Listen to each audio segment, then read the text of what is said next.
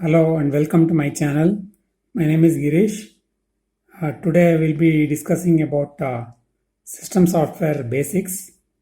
The topic is Simplified Instructional Computer SIC and SIC/XE. So there are two types of machines and XE stands for extra equipment or extra expensive. So here we describe the architecture of SIC and also SIC-XE.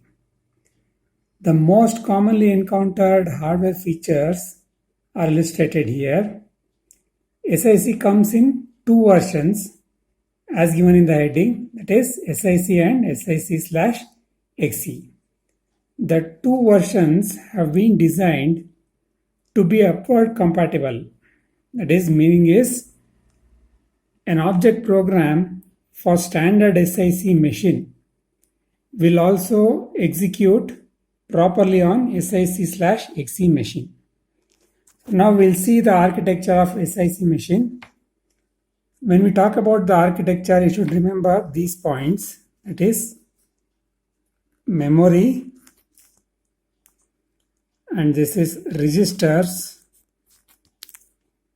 and D is data format,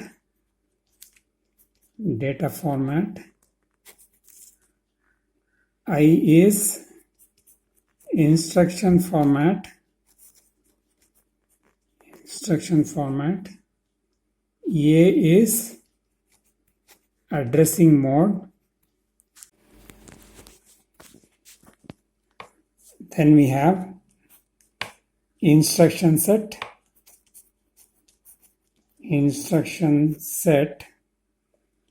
and lastly input and output. So you can remember like this, whenever architecture of SIC has been asked in the exam, you should remember like MRDIAISIO. That is, M stands for memory, then registers, data format, instruction format, addressing mode, instruction set, and finally input and output. So now we'll come to memory. So here for a standard SIC, the memory consists of 8-bit bytes and 3 consecutive bytes form a word, that is 24 bits. All addresses on SIC are byte addresses. Words are addressed by the location of their lowest number bytes. Okay, now we'll see how the memory looks like. This is just an assumption. It looks like this. Each and every location will be having 8 bits, that is 1 byte, and 3 consecutive locations will constitute a word. So here word 1 is taking the location 0, 1, 2. Like that, word 2 is taking the location 4, 5, 6, because 3 consecutive locations will take one word, that is 24 bits. Now, when we tell about the address of word 2, we have to tell the least number, that is 4. Address of word 2 is 4. Address of word 1 is 0. Now we'll see the registers. There are 5 different registers for SIC, standard SIC, which are given below. The first one is A, mnemonic A. Number assigned for A is 0. And it is called as accumulator. It is used for arithmetic operations. Special use for this is, it is used for arithmetic operations. Then we have X with the value 1. The number given is 1. It is for index register used for addressing. Then we have L as the register having the number 2. So linkage, it is called as linkage register. Whenever we use jump to subroutine, that is J sub instruction, so the return value will be stored in the linkage register. So this instruction stores, J sub instruction stores the return address in this register in L. PC is program counter, the value given is 8 and it contains the address of the next instruction to be executed. And finally we have SW, which is status word. The number given is 9. It contains variety of informations including condition code. Okay, now we'll see data formats. Integers are stored as 24-bit binary numbers, and 2's complement representation is used for negative numbers. Characters stored using the 8-bit ASCII code, and you can get the details of this ASCII codes in the appendix of SS textbook. Then there is no floating point hardware in standard version of SIC. Then coming to instruction format, all machine instructions on the standard version have the following 24-bit format. So the instruction format will be having 24 bits. It is divided into 8, 1 and 15. That is 8-bit are used for opcode representation. X is used for index register, that is 1 bit, and remaining 15 bits are used for address. The flag bit X is used to indicate the indexed addressing mode. Now coming to the different addressing modes.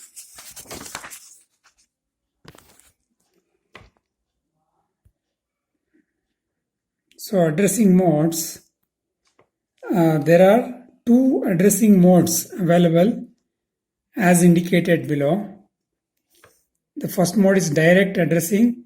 Indication is X is equal to 0. TA is target address calculation. That is directly taken as address. 15 bits address is directly taken when X is equal to 0. If X is equal to 1, it is understood that indexed addressing mode. And target address is calculated by using address plus contents of register X. So parenthesis indicates the contents of whatever register has been used. Here we have used X. And now coming to direct addressing mode. As there are 2 different types, the first one is direct addressing mode. If we take the example as LDA 10, then LDA has got the opcode 00.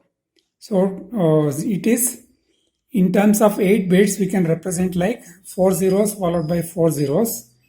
The next bit is taken by X, which is 0 for direct addressing, and 10 has got the value 1000. So the 1001 we have represented because it is 15 bits. The previous bit is taken from X. So here effective address is calculated using the direct addressing, that is whatever address has been given in 15 bits. So here the value is 1000. So contents of this address 1000 is loaded to accumulator. That is the meaning of LDA 10 here. Contents of 10 is taken. 10 is nothing but 1000. That is taken directly. Okay, here don't worry about how we got the value of 10 as 1000. It is just an example. Now we'll go to the second type of addressing mode, that is indexed addressing mode. The example taken is STCH buffer comma X. The STCH has got the opcode value as 54, which can be represented as 0101 0100 in 8 bits. Here, since X is used, STCH buffer comma X is used, the X value becomes 1. And the remaining value we have put in the address field of 15 bits. So now totally it becomes the effective address is equal to 1000 plus contents of X. The 1000 is taken from here. 1000 is taken from here, and since X value is 1, we should consider the X contents of X also, that is added to 1000. So 1000 plus content of index address X will give you the effective address. So the accumulator content, the character is loaded to the effective address. Now coming to instruction set. SIC provides basic instructions like load and store. Examples can be LDA, LDX, STA, STX, etc. Along with that, we have the integer arithmetic operations like add, sub, mul, div. All arithmetic operations involve registers, register A, and a word in memory with the result left in the register. And also we have COMP as the instruction which compares the value in register A with a word in memory, and this instruction sets condition code. Then coming to this condition code indicates the result either less than or equal to or greater than. There are some more instructions like jump instruction which can be like JLT, JEQ, JGT, and this can test the setting of condition code and jump accordingly, whether it is less than or equal to or greater than. For subroutine linkage, there are two instructions used. One is JSUB. The first one is JSUB, which jumps to subroutine, saving the register address in register L as told earlier. And then we have RSUB, which returns by jumping to the address contained in register L. So I have mentioned a note here. Appendix A has list of all SIC and SICXE instructions with opcodes and their functions. Now coming to input and output. On standard SIC, IO are performed by transferring 1 byte at a time to or from the rightmost bits of register A. Each device is assigned a unique 8-bit code. And there are 3 IO instructions, each specifying device code as an operand.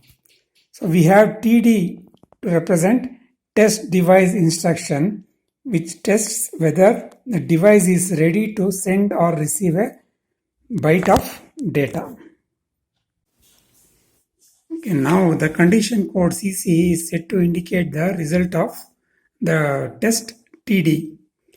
Setting of less than means the device is ready and equal to means the device is not ready. There are 2 more instructions like read data, RD, and write data that can be executed only when the device is ready. If the device is not ready, it has to wait for some time. With respect to memory, I forgot to tell you something. That is how many bytes it can store, the maximum capacity of the computer system. It can store up to 2 power 15 bytes. 2 power 15 bytes, which is 32,768 bytes of information can be stored in the computer memory. Okay, now here we are going to end. And in the next video, I'll be talking about SIC-XE architecture. Thanks for watching. Please like, share, and comment, and subscribe. Thank you.